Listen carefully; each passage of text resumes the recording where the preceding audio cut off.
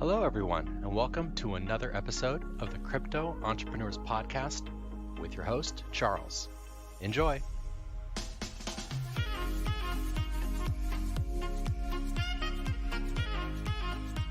Today we've got a good one for you, but before we get into it, just a quick word from our sponsors, Dudex. So Dudex is a new cryptocurrency derivatives trading platform that aims to provide a fair and professional experience for its users. With third-party market makers and no exchange token or internal trading desks, Dudex creates transparency and puts the customers first. A couple of the features on Dudex include 100x leverage trading, perpetual swaps without expiry date and daily settlement, 100,000 TPS per contract, and most importantly, no KYC. That's right, every crypto trader's favorite words, no KYC. Sign up with the link in the description below to start trading today and receive up to $100 in free Bitcoin when you make your first deposit. Happy trading, guys. Now let's get to the show. This is episode 48 of the Crypto Entrepreneurs Podcast. As always, it's your host, and today we've got a really controversial episode for you. We've got two members of the Vile Gang, Karbon Based and Coin Alchemist. You've probably seen these guys terrorizing people on Twitter, or at least that's what the victims of their tweeting would say. I think they're pretty rational people. They like to call out the quote-unquote cringe posting and this over-optimism that people have, this extreme optimism that people have. And like I said, I think it's pretty rational stuff. So the focus of this episode is going to be, how to make rational investments and how to make rational decisions when investing. But I don't want to get too deep into it on the intro, so we're just going to jump right into it. So before we really get started, and we get into the juicy parts of this interview, can you just give us a little background on your guys' selves and what you were doing before you found cryptocurrencies? God, what was I doing before I found things similar to what I'm doing now because I don't work in the crypto space. But I was spending a lot less time on social media, that's for damn sure. I actually discovered crypto and Bitcoin a long time before joining social media. And I was a early adopter of Bitcoin and a late adopter of social media. So that's where a lot of my shock of the community comes from. So, that was one of the questions I actually did have for you specifically, was whether you owned any Bitcoin. Because I'd seen it. Yeah. And I guess I was I work in kind of crypto now, I guess you could say. But before this, I was running a business of my own, and in the service industry, and I left that about 2.5 years ago to work with a software company who specializes in secure storage of digital assets and exchanging of digital assets. There we go. In a non-custodial way. Okay, I like that you're being very cautious about what you do say, and what you are wanting my audience to know. But it's funny because you guys are constantly bashing on the community. You're poking fun at people. There's a lot of satire if you scroll your guys' timelines. But Alchemist, you're working in the industry, and Karbon, you've owned Bitcoin. You said you were an early adopter of Bitcoin. Yeah, I do like it. I love the technology. I like Bitcoin. I don't like the personality and where things are at right now. So that kind of gets into my next question, because we see all of this controversy and you guys kind of attacking, in a way, other members of the community. So there's this group that you've started calling yourselves. Other people have called you it as well, and that is the Vile Gang. So I guess I just kind of want to know, what your goal is on social media with all of the... total world domination. Yeah, I was going to say, yeah, I mean, resistance is futile. Either you're with us or you're against us. Okay, so Vile Gang is going to take over Twitter. But no, I mean, let's get serious for a second here, because I just had Reptar on, and we had a good talk about these influencers. Yeah, it was a good show. Yeah, so we talked about these influencers and this kind of cringe posting that we see a lot online. I'll say this, so in the Bitcoin community, they've kind of owned that they've been called toxic because of the way that they, referring even back to what Josh was kind of talking about with, he doesn't like how the people are now in the space. And so they're quite toxic to people that don't think or act a certain way, which is, following the 10 commandments of being a true Bitcoiner. That is, I think it's on page 163 of the Bitcoin Standard. It's the page that's got things etched in gold. I'm totally kidding. I've never touched that thing. I'm scared of what may happen, but yeah, they kind of owned the term being toxic, and they're toxic maximalists. So to them, what they thought was the word to use to call what we would say someone's toxic, they started saying that's vile. You're vile, and that was supposed to be offensive. And I think that myself and Karbon, it's not necessarily a Bitcoiner thing, because it's in anything. It's a it's the opposing side to toxic Twitter, you could, or toxic society. The people they just, it's just people in general that say things that are cringe, and it's they are saying it for to try and be included into this group, because they feel like they have to be accepted in the group if they are going to be involved in Bitcoin or involved in whichever asset they choose as their bike club that they're joining.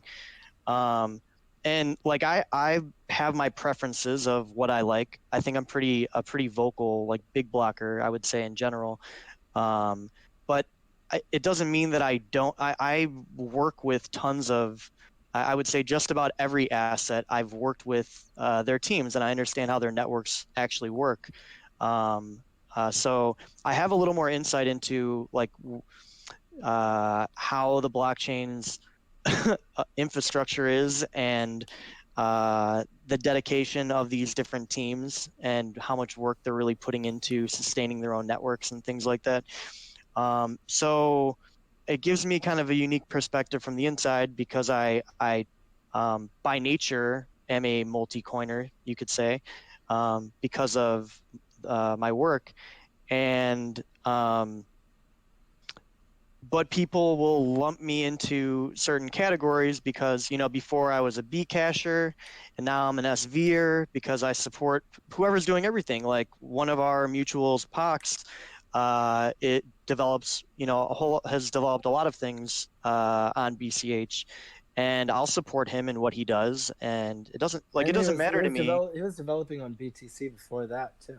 Yeah, BTC before that. I've, acquaintances and mutuals who are building things on BSV, and I support them in what they do. And people building things on Ethereum, and likewise, I do it for anyone who I feel is putting in the work. I'm going to support what they do. I'm not going to not like someone. It's the silliest thing in the world, to not like a person because they think that a distributed database can be scaled differently than you do. It's it's just the stupidest thing in the world to think. But people are like that. That's how people treat each other within crypto, that if you like a different database than them, then all of a sudden, you guys can't interact with each other. And I think that's what is nice about, what we've started on this side of having Vile Gang, where toxic Bitcoiners don't let anyone in. unless they follow this standard. And on our side, like we are very inclusive of whoever, like whether it doesn't matter what fucking coin you like. It's just silly. It's nonsense to think that like you can't get along with someone because of the type of technology they like. Like, would you not talk to your friend because he's a PlayStation person and you're an Xbox person, or because he's a PC gamer? Like, it's the same type of shit. Yeah. I think you've really touched on it with like, that's the irony is there's a group of people who are saying they're toxic as a badge of honor, and then calling us vile for jokes that we make. So obviously you're not that fucking toxic if you can't handle a few jokes. And I like what you're saying, Alchemist, and I agree. I think anyone looking in would be like, wow, vile is a lot more relatable than toxic, because we're not going to tell you that you're a fucking scammer and a terrible person just because you have a difference of opinions. As long as you can bant, you're good to go. It's a pretty lighthearted thing, and I do like this whole idea that, this tribalism almost is pretty fucking stupid in my opinion. Same. 100%. If you like look at it in the traditional market, it's like, I'm not going to talk to that if you look at it, because they're invested in bonds. Ahead. It just sounds exactly so stupid when you move it into another market. So, okay, you guys I enjoy your guys' content. I think it's lighthearted, and you kind of call attention to the absurdities that we see on stupidity. Twitter. Yeah. Okay. And absurdities for sure, yeah, because it's like some of them are like just cringe calls of desperation for attention. They need that like to give them their dopamine for the day. And it's just from an outsider looking in, and from someone who doesn't want to be included within that group or is okay with not being part of that, it's extremely cringe. But most people don't want to ruffle any feathers. And like, I think that I speak for both of us when we just don't give a shit in that sense. Yeah. I completely agree. So there's one thing before moving on that I did want to touch on, because Karbon, you had talked about how you owned Bitcoin before you got involved in any of the social media scene. Yeah. And you had this, I guess, dislike for the social media scene.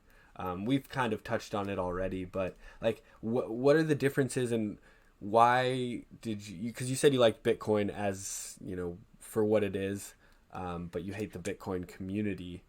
So like, yeah, I kind of go ahead. No, I was just gonna ask, like, what's that all about? And like, for a while I thought you were a no coiner and you didn't own any crypto and you were just here to bash on everybody. So it's kind of blowing my mind right now that you do own crypto, and I kind of want to figure out why there's such a. I think there's a lot of people that use the network and have no concept of this horrible hellhole that is their Twitter, and I think they're much better off in that position. Okay, there we go. I mean, but arriving on social media late was kind of a what the fuck moment to the way that people were behaving and the kind of hopium that was just being distributed so freely. I mean, 50K calls by end of year last year. It's like, this is never gonna happen. This isn't happening. I lost actually a lot of friends because I was at the time referred to as the like the grumpy OG, because I was telling them that Ripple wasn't gonna go to to $5 when it was already at $3. And to sell, if I were them, I would sell. That's what I was doing. I was selling good portions of the assets that I had in early 2018, and I lost friends because of it, because they felt like I was like just being sour or something, because like they were making money on XRP and Tron and other like really really shitty shitty assets that could collapse or had a lot of hopium injected into where they were going to go, so people were piling into it. And that's what I mean by shitty. Like, I have my own opinions on different networks, but I think I have them for my own reasons. Like, it's not because I think that it's not because my preference for what I like to use is above like what someone else does. I think of it just like anything else. Like, it's not my place or my business to tell anyone else what they should or shouldn't do. And if they want to use a specific database to perform their transactions and run their dApps, then like by all means go right ahead. Like you can do whatever you want and I'll do whatever I want. Like, we can talk about it at dinner over some beer. Yeah, that's my stance on it too. Is, if I think your investment is shit, I'll call it Bitcoin shit. I'll call Tron shit. And if you say something cringe, I'll call it out as cringe. But just your decision or preference to like a particular blockchain or a particular coin, I couldn't care less. That's completely your prerogative as a person. And I'm not going to say that you've got no redeeming qualities because you like something that I think is crap. I have plenty of people that are invested in things that I think are crap. One of my IRL friends has over 30 fucking shit coins. He's got shit coins I've never even heard of. I've got a friend that went on through 2000, like all of 2017. He was buying I think $20 worth of like every new token that was getting released on Ether Delta, like anywhere from $10 to $20. He was just putting in. He has so many shit coins that he's still holding because he's like, yeah, I mean, one of them will pop eventually, and then that'll make up for the rest of it. It's not a terrible strategy. I mean, it's indexing to the full extent. Like, you're just literally taking one of everything. And he's made out a few times. Whenever they did pump, whenever any of them have pumped, he'll take a little bit out, but he still has like a little hold bag of just about everything. Even like, I think like Hold Coin is one. I joked around. I was like, yeah. I'm like, okay, like I'll buy like a BTC worth. And he was like, don't, like you would like wreck the market. Like there's not even like, it's like, it's a joke. Like, don't do that. Like, actually, I thought I was serious, and he was like, he would just like, don't do that, please. Just absolutely no liquidity. Yeah, absolute shitcoins, zero liquidity. Yeah. But okay, so there's two things that you really touched on there that I kind of want to take away from that, and that was the fact that your investment doesn't make you as a person, and I think that's where a lot of Bitcoin maximalists go wrong. They're like, if you're invested in anything other than Bitcoin, you're a terrible person. Yeah, they try and make it an identity. Yeah. That's what I was about to say, is that, I mean, how shallow of a identity and outside life do you have to make your investment your personality? For sure. And like, kind of like you were saying earlier, Charles, like a lot of these people, they base their business, off of their clout, that they're trying to get off of an account, or like the way that they post or whatever it is. And like, I do the opposite. Like there are plenty of people that know like what I do and know my real name and who I am. And the people that I come in contact with and I trust, like I have no problem getting on Google Hangouts and like showing my face to them. And a lot of the people call me by my first name that I've never met in real life, that are just people that I've met on Twitter because I feel comfortable with them in that sense. But I don't use where I work to try and get clout, which I could take a whole different approach, and I could like not be raw and give my real opinions on things and try and follow the same silly path as all these people to just have a ton of followers because you're following suit. And it's just a giant kumbaya. Everyone who hashtags hold and throws up some rocket emojis and some flex symbols, we'll all follow each other and we'll all pump each other up. It's like going to those. I'm trying to think what they actually call them. They're like, it's like a Christian like non. it's like a new age kind of Christian church. They like pop them up everywhere, and like you go there and it's all like singing and dancing and like, it's not like a traditional like mass that you would go to, but it's like that. Like that's how these people act. Like, oh yeah, let's now that you're in because you post like this, this fake like wannabe pomp type posting. We've seen a ton of shitcoiners pivot to that this year. Yeah, for sure. Funny. So okay, I it's mean, really guys, funny to watch. Guys, I hate to interrupt here, but this is pretty much exactly what we were talking about on the Reptar episode. So I don't want to get. I didn't listen to it. Oh, that is terrible. At least lie to me. At least lie to me and tell me you did. Hey, you know what? I listened to it. There we go. That makes me feel better. But no, I mean, like we brought up a lot of these same topics, so I don't want to get too deep into any of them or like go down that kind of quote unquote rabbit hole. But another thing you guys did talk about was this hopium that these larger accounts are feeding the masses, and that's where I see a problem. And I see you guys kind of picking away at this hopium that people deal. So I wanted to ask you, what do you guys like? What is the importance of having this healthy skepticism when investing in new assets?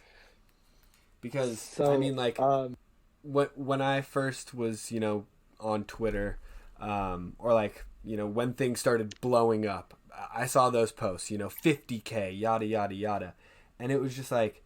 Yeah, parabolic draft, baby. Yeah, it's just super 33K by July. Yeah, the calls are worse now. Now the calls are $100,000, $1 million. Oh my God, my sats are going to be $1 each. The calls have gotten more outrageous than they were a year ago. But to answer your question about healthy skepticism, if you talk to people who are investors in non-crypto markets and are traders, I think that pretty much a universal piece of advice is to not be emotional about your investments. And crypto fails miserably. These people are emotional all day, all night. They're banking all their hope on it. They take it very personally if you say anything remotely negative about their investment, even if it's not directed towards them, just in general about their investment. They take it extremely personally. So they're very emotional, and they also, I'm sure, have invested more than they're willing to lose. And all those that claim that they're, going to be the hodler of last resort, I believe you. You totally will be. But I wouldn't brag about bag holding and never realizing a gain. And if you have no exit target and you never want to get out, what's your end game? Just a number on a screen? That's the plan? No, dude, we're going to be able to buy everything with Bitcoin. Yeah, sure.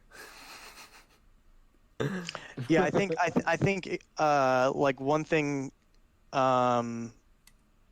I think to have a healthy skepticism is like you should not ever trust anyone that's telling you to buy something. Like, period. Like, no matter what it is, if someone's telling you to buy something, you should obviously research it and look into it. Do your own research is particularly difficult in the crypto market due to a lack of fundamental analysis. If you don't believe the a Ouija board that is technical analysis, and you're used to more traditional markets, and you're used to analyzing fundamentals and looking over books, then you're kind of at a loss with crypto. Yeah, there's not really much to analyze. Like, I talk to people who do FA, they'll read through the white paper, but there's no set of financials. That's the depth Here's the fundamental, right? Yeah. I like. There's no financials to look over. There's no revenue in most cases. The fundamentals are that the regulations are coming in, and it's about to get really hard over the next year, 2 years, in relation to how it has been for people to trade and trade the amounts they want to. And I don't think that's going to have any positive impact on the price. So I think it's highly irresponsible for anyone to listen to someone who's giving price targets for assets or for digital assets in the markets that we play in. Like we see how irrational and how easily markets are impacted by a single trader or by an emotional cascade from someone reacting a certain way or some news coming out, and how that can not only impact just one coin but actually impact the whole market. And we see this with like a few $1 million. It's supposedly there. We have billions of dollars in these individual assets, and like a few $1 million can crush like a whole market. And I don't think most people are prepared for that. And I think a lot of people that are still around right now on crypto Twitter are people who are bag holding from, there are traders on there. There are plenty of people that are making money, but the majority of people, I would assume, are bag holding because they never thought that it was going to go lower, and it just kept going and kept going. And now they're hoping they could break 50% even to get out. Yeah. To your point of like, don't trust anyone who's telling you to buy something, I would add to that and expand on it and say, the more confident someone is about their call, the less you should listen to them. Because no one knows what's going to happen. It's a fucking market. So the people that are calling for $100 sound just as ridiculous to me as the people calling for $100,000. And they say it as it's a when, not an if. It's gonna happen. And so the more you hear that, the less you should take someone seriously. Yeah. That's why I kind of extrapolated a bit and went into like people giving you price targets, because like you're literally guessing and guesstimating and hoping that you're able to predict not only the outside forces that affect the market, which you can't predict, but just the psychology of how people are going to act on any given day. Like the both sides of an order book can look like they're going to go a certain way, but all it takes is one person to come in with a significant bag, and it changes everything. So it's like, and people don't get that. They think that like they can just read the chart and that it tells them. And there are people that are making money because it's a gamble. Like you're there are plenty of people that are great at gambling, which is why there's professional poker players, professional for any gambling sport, you could say, because there are people that have a skill at doing that. But it doesn't mean that it's predictable or that they're going to win every time, because there are outside forces that you have to take into account that you can't predict. Yeah. When people get shit on for saying that trading is gambling, I think there's a little bit of truth to it there, just because there are so many unknowns. But a little bit besides the point, there were two things that you guys did touch on. You both said something that I really liked. And Karbon, you talked about the fact that, in traditional markets, it's a general consensus that you're not supposed to get emotional. And we don't see that, ever in crypto. Everyone's extremely emotional. And totally. A lot of what they do is based on emotion. And there's that whole idea of the hopium. They're feeding on your emotion and playing on your emotion to get this response. And then Alchemist, you talked about the fact that you should not be trusting people that are telling you to buy something. And I completely agree with that as well. I think everyone has a motive for the things they do, and a lot of the time it's hidden, and they could be, trying to sell you something or get you involved in some sort of service, et cetera, et cetera. In crypto, it's usually because it advances their own investment. Yes. Like, if they're telling you to buy it, it's because they have a bag, and the more people they can convince that it's going to pump, like it will pump, but they're the one that's going to come out the most, and then they're going to dump on everyone. So like, I think it's although like if you trust someone and they're trying to give you like their crystal ball prediction of what's going to happen, even then I still think you should look into it. Like the only people that you should be trusting are the ones that are telling you like that you should probably get out, you know, when it seems irrational, like which the markets are. Like I didn't get people who like I'll never forget one of my really good friends when BTC was on its way back down and it was kind of chopping a little bit at around 15. He was like, should I buy it? And I told him flat out no. And normally I wouldn't tell someone like yes or no, but like I was like, no, like don't buy anything right now. Don't buy any crypto. Wait it out because there's no telling if it's just going to keep like hammering down or where it's gonna kind of end. And he didn't care. He like wanted some Bitcoin so bad that he bought at 15K, and he's had it since then, you know, and all the way down and back up to what 13, and now we're back around 8 again. But that's someone who doesn't know like that this is trading, you know, like outside of just like wanting this financial revolution. Like the price of your asset is is mainly dictated by what the people who are buying and selling it are choosing to buy and sell it for on centralized exchanges. You know, the supply helps, but that's more of like a psychology thing, like telling people that it's worth this much because of the scarcity of the coin. But it really doesn't matter. Like the market could decide that even though there's X amount of billion ripples, that they're now worth $40 because someone decided to sell it at that and other people decided to keep the price there. Like the team over at Ripple doesn't decide what the price of Ripple is. Like they can decide what it hit the market at, but then the traders are the ones that dictate that. So a lot of people don't, I think, understand that portion of it. They think that like it's purely a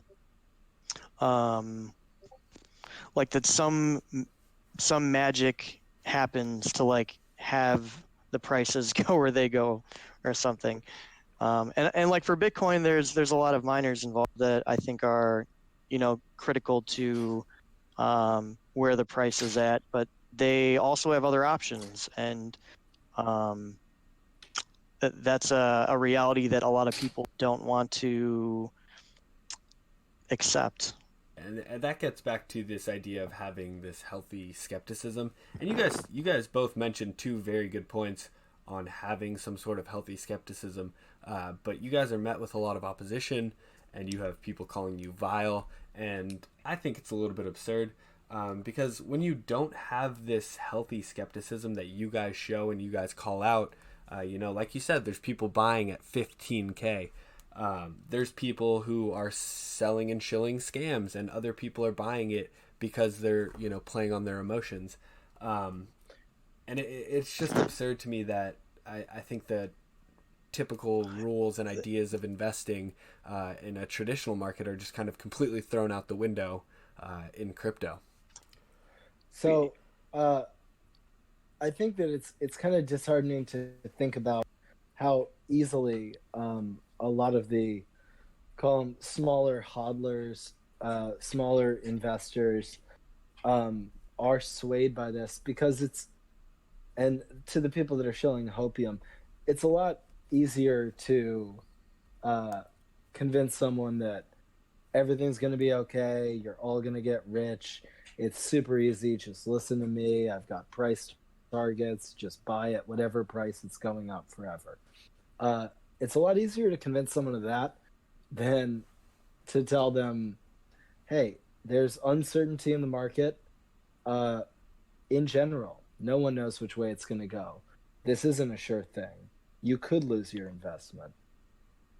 Those aren't things people like to hear. They don't want to hear that. Yeah, and you guys are on Twitter kind of promoting that message in a way, and I respect and appreciate it.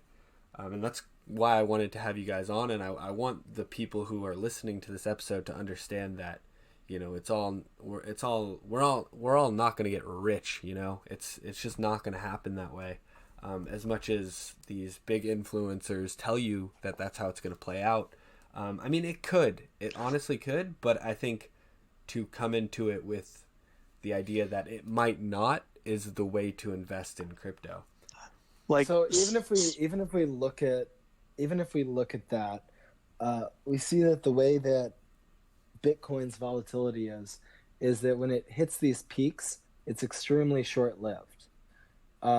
So the idea that anyone's gonna catch the top, or the idea that you're gonna hold forever and you've got this low time preference, and that this trend will just continue forever, is pretty ridiculous, because no market has ever grown this quick and then continued to behave that way forever. That's never happened. It's going to replace money as we know it. Yeah, I'm sure. Totally. I mean, we're up thousands of % in a decade, you know. Oh, that's my favorite part, is that they're like, hey, it's still the best performing asset year to date. It's the best performing asset in the past 10 years. It's the best performing asset of the day. I've got the lowest time preference. It's like, cool. It really doesn't sound that way, because you're talking about all these like short-term movements. Yeah. I mean, not only that, but it's like, okay, you did have the best performing asset in the last decade. Is that likely to occur again? So why would you think that it's going to be? Yeah, why would you think it's going to be the best performing asset in the next decade? Exactly. Yeah. I mean, there's because of one reason. Because the Fed is going to collapse, world chaos, but everyone will still have internet and want to buy your Bitcoin. So you better start stacking sats. And that is like, so I will give it to the coiners on that one. Like, that is a super powerful meme. And why it's so powerful is because what we were just talking about, it is what leads these people into damnation. They think that it's like, it's cool to show off them pinching pennies to buy, to stack $5, $10, $20. You know, hey dude, it was a rough week this week, only stacked $100 worth of sets. You know, like, and they're like, it's number one, it's horrible security. Like, horrible OPSEC. You're literally showing people like how repetitively, you're never, you're just leaving them on there. They could just scan your feed and just be like, looks like he's bought a Bitcoin in the last, I don't know, 3 months of just stacking sets. How can I socially engineer this moron? You know, those are the types of things that like realistically do happen. I mean, look at even more recently, like, you know, what Milky had done to a lot of people who I think are mutuals of all of ours within the community, and got over on a lot of people by pretending that he was in need. But imagine just getting close to people the way that he probably did, and you could find ways to you know, get their coins from them, because you know that you can find, you know, who has the most empathy and who's going to feel the worst for you, and what they're going to feel the worst about, so you know how to lie to them. You know, like, people are scumbags, and you see a lot of that in this space, and I think that's one of the things that has made me start doing that, or being more aggressive towards people that are posting irresponsibly by, you know, trying to lead people into blindly investing into things. Yeah. I mean, like, I think people need to understand that this is a highly speculative asset, and it should not be your end-all be-all in any way. A small portion of your net worth should be invested into crypto, and I think that's where it should be left at. But these people have kind of developed their whole personality around it, and I like that you guys are calling it out, because I'm a traditional finance guy. I've, you know, worked in finance since I graduated college, and it's always like a very risk averse, you know, slow and steady investing wins the race. And it's just, I mean, yeah, I want to give a a shout out to my uncle, because I remember in early 2018 I went out to eat. It was like January, I think, and I went out to eat with them right around the holidays, and we were just talking about like how the market was. You know, obviously anyone who was involved, who had been involved for more than a year, was doing pretty well if they had had money in anything prior to then. And he was like, "What now that you are doing well? Like, what are you going to, diversify into?" And I like made a joke. I was like, "I'm already diversified. I've got like 20 different assets,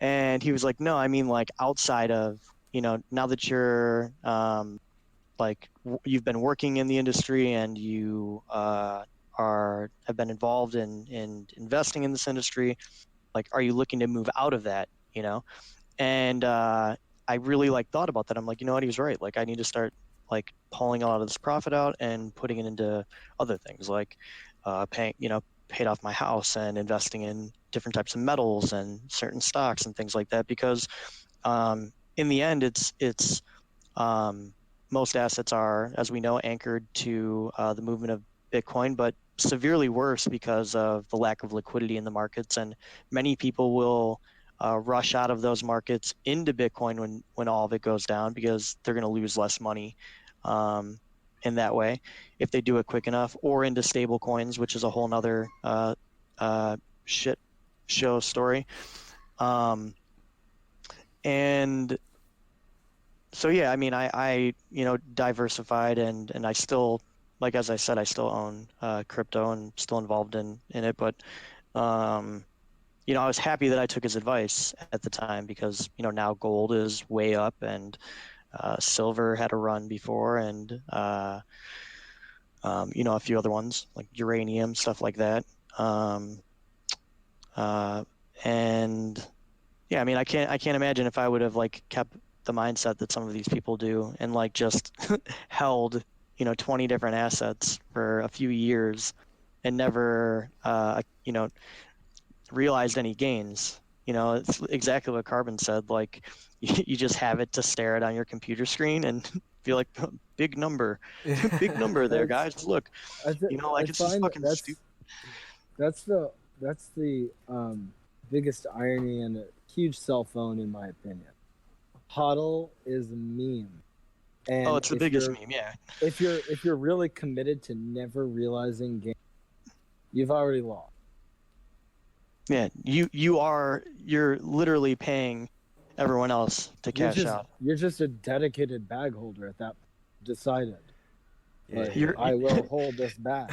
You're the fiat off-ramp liquidity provider. To stack a couple more sats at the top. But okay, we have just gone in for about 20 minutes talking shit on half the industry, more than half the industry, and it's making me depressed. So let's move on. Let's talk about, some more positive shit. I like to ask all my guests, what they're most excited for in the coming 12 months.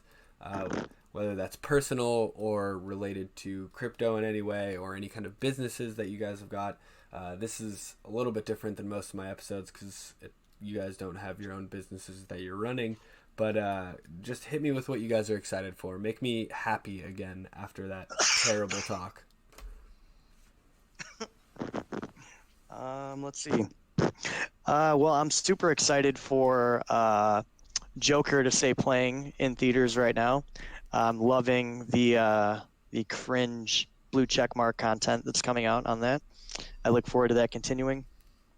I look forward to the 2020 election and all of the cringe content that we will get from that. It will be truly amazing. I'm looking forward to what what my company is currently doing. I think that it'll be pretty big. I wish that I could talk more about it. Maybe I'll share someday, and then I'll be able to listen to the podcast and come and find me, and then they'll see when I'm more transparent about that stuff. But I'm pretty excited about what we're doing there, and a few friends, of mine who have their own little projects they're working on. I'm pretty excited about. I don't know do you want me to share names? I'm not trying to just shill them plug if you shit. want. No, yeah, plug them. So yeah, there are people on Twitter that you all know, Randy and Yeezy. They have an Urban Arson. They have Twetch they've been working on. I'm excited not because it's like a Twitter clone, but they're working on a lot of other cool things with it that I don't want to reveal of theirs, but they're trying to make it much more than that. It's really, that was just like a starting point, and being close with kind of their core group and hearing a lot of what they are working on is pretty cool. I'm excited to see how you could say DApp industry plays out over the next 12 months. I'm interested to see, like if which ones will be classified securities and how Augur will do, and like some of these lending things that are out there now, like Compound and those type of things. Since I work in this industry, I'm excited to see like how they actually play out, and will they succeed to build like a decentralized finance kind of sector, or will it just all like be a dud? And I have my own, personal thoughts on how it will go based on, I don't know, how I feel about certain assets, but I'm excited for that. I think anyone who's involved in crypto should be, whether you like Ethereum or you like BSV or BTC or BCH. Like BCH has tons of tokens that they're doing. The state that I live in looked into using like SLP tokens. I think like just shit like that in general is cool. Dash does a lot of stuff with like the marijuana industry. They've had like people notarize like a birth certificate like on their chain. I think shit like that's real cool. So like I'm just interested to see if some of these like core, you could say legacy assets, I would kind of call them. They've been around for like a long time, are still in like the top 50. I'm interested to see if like a lot of the things that they've been doing that are unique and like real use cases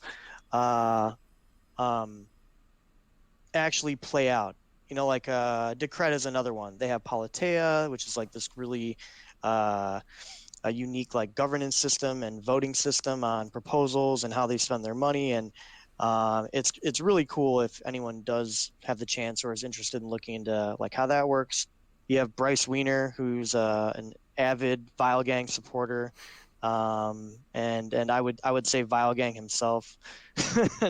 Agreed. And he his project now, his main project, if you don't know, he's probably made more blockchains than anyone else in the industry. Probably one for every country too. But he has one called Tau, which is a lot of people may have heard about ODB coin, like Old Dirty Bastard. There was like a token offering, and he has like this proof of fan thing where people can buy tokens that are their artists, or their artist has like their own kind of token, and you can based on your investment into them, you get your tickets and you get other like kind of perks and shit like that, more things for the longer you hold and all this type of shit. A unique idea. And so those things interest me. Like I want to see if those ideas are able to work in migrate into the current like system. So I mean, you're working in the industry and you want to see this kind of maturity of the industry, is what it sounds like. I don't think that all. Yeah, I mean, I personally don't think that a lot of these will work out. No. Right. Like, yeah. I just think that the ideas that they're choosing to go out and pursue are really cool ideas. So that's what makes me interested in like whether or not they will follow through and continue on the path to do these things, or if they're will just fall out and die and eventually like see their way out, and then only a few will remain, because people are by nature want options. So I don't think there will be one true the one true coin that everyone uses. There may be one that majority of people use in the future, but I think there will always be like a handful, if we got really down to it. There will probably still always be ones made, but I mean like a handful of core ones maybe. Okay, perfect. And then Karbon, what about yourself? What have you got going on? So, I've got one project that I'm just starting to work on. If you're familiar with other little things that I've done earlier this year, Defund Crypto and the McAfee site. This one's going to be bigger, but in the same vein, it's going to be funny if I can pull it off. But that's a little ways off. Much like Alchemist, I'm really looking forward to the 2020 election cycle. I'm honestly looking forward to purging some of my mutuals there by scaring them off with my aversion to voting, and that's already started. I've already gotten rid of a handful of people who were, diehard on my candidate, whatever. I'm looking forward to I'm really looking forward to the halving. Oh my God, yeah. Because, and I could talk about this quite a bit, but I'm really looking forward to it because there's so much hype around it, and so much hype based on previous ones, and I want to see how it plays out. I'm very interested in that. That's what I was kind of getting at when I was talking about how people aren't taking into account, like what the miners are doing, and a lot of them providing liquidity and obviously securing the network. But at that at that time, like anything could happen, right? Like they could decide this isn't sustainable, and there are other chains that are more sustainable for us, and things could go extremely sour, much like with the Litecoin halving, as we saw. And that wasn't a minor thing. I'm just saying with the price action, where people assumed that the Litecoin halving's coming up, it's gonna at least double. Like, pack your bags up, boys, we're going to the moon. And then I think it actually went down on the day of the halving. Yeah, so I mean, I don't think it went up at all. There was a huge run up to the halving. It did like a 5x in like the few months before. Mm-hmm. But I mean, I was telling people, if you look at the previous one in 2015, we're seeing something very similar where it ran up before the month of decline. A couple months after declined in Bitcoin value. In USD, I think it started to increase. And then like a few months after the fact, that's when we started to see that rise again. So, I mean, everyone who talks about the halving as, it's bound to go up, it has to go up, it is going to go up. It gets back to that idea that they're talking in absolutes, and I think it's something that investors need to be wary of. But okay, so great things in the pipeline. I'm super stoked for you guys. Karbon, you also got engaged recently, is that correct? Yes, so I'm also looking forward to getting married. There we go. I got engaged. I got engaged a week ago. Zoe, she's great. Congratulations, man. Super awesome to hear. And yeah, I just had to get it out of you that you were actually excited to get married. No, I didn't finish. That was on my list, but it's also been a long day. That was on my list. Okay. So. Perfect. But then we started talking about the halving. Yeah. Got away from us because, there's a lot to talk about on this episode. But hey, look, I've got the rest of my life to talk about her, right? Exactly. But this halving, once in a lifetime, it only goes down. The reward only gets cut so many times. Pack your moon bags, boys. I can't even say it with a straight face because it's just irresponsible. But okay, let's wrap this up before we head out. I just want to ask one last question, and it's, I want you guys to give us your biggest tip to new investors. So I doubt any no coiners are listening to this podcast, but if they are, what's your biggest tip for them? And then for anyone who is listening that owns crypto, that's looking to invest in a new project, give a tip for them as well. My tip would be, my tip for new investors would be, make sure that you follow and listen to diverse points of view. Don't create an echo chamber around what you want to believe, because you're only doing yourself a disservice.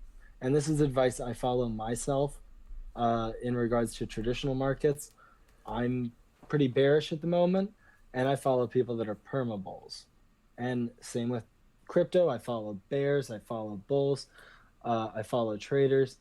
I think it's very important to make sure that when you're curating who you're going to listen to, that you include opposing viewpoints, because otherwise you're not being informed, and you're not letting yourself be informed.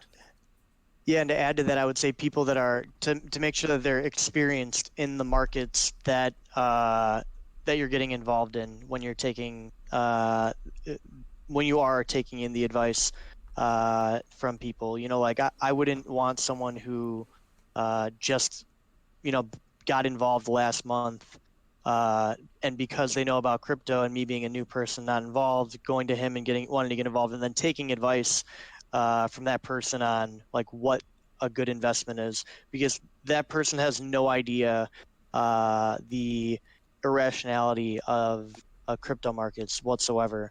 And I think the more weathered a person within a market, the more they understand cycles and just how and how to or non-emotionally trade. That's like, I think above all, like the most important thing, to not be emotionally invested into any of the coins that you happen to decide that you want to invest within, because once you make that like your identity or become emotional about it, then you fall into that trap of like